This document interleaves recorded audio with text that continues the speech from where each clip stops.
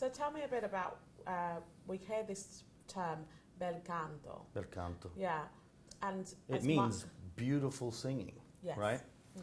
So sometime in the past, you know, the church literature and forms of classical music, they took a certain direction, and eventually the singer became more and more important in this process. Oh, so the singer had more opportunities to just put their own input into the music and embellish things. So a musical line that was pretty simple was then ornamented and little things added on to make the music a little bit more complicated, you know, and to just show off the technical abilities of the singer. Yeah. So that's really what it boiled down to. It's like a dancer that there's some pretty good dancers that know a few moves, and then they're the really excellent ones that can do incredible things. Yeah. It's kind of like that in opera.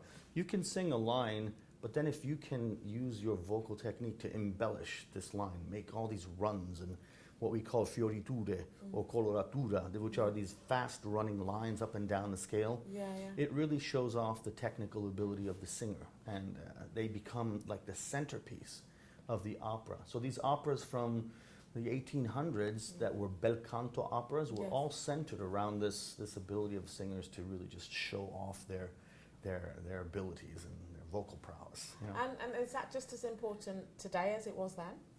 Yes. Well, in this type of music, which is often represented in opera houses, a singer that is capable of doing justice to this type of music is really regarded highly because it takes a lot of skill. Yes. So a person that has dedicated all that time to develop that talent to execute these kinds of traditional ways of singing with real exactness and artistry and emotion, it really brings a different level to the opera house, and it sets aside opera from any other art form, because you have to be walking around stage and doing all these things while doing all these you know, incredible vocal lines that are almost impossible to do. You know, acrobatics of the voice. Absolutely, absolutely. And just recently, I saw a singer, Mariela de Villa, here. She sang a Bel Canto opera, and I was amazed. The whole time I was